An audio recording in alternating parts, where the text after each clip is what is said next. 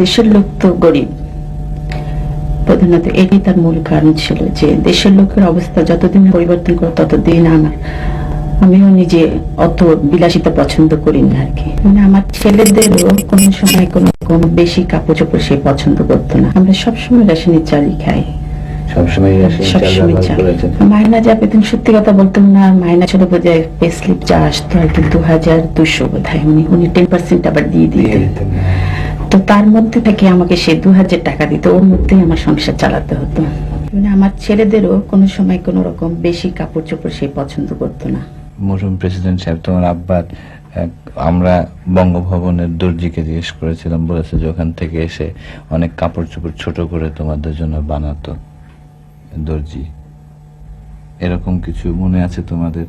আমার এই শার্টটাই আব্বুর ছিল আগে, এটাই ওনার বানিয়ে দিয়েছে। জি।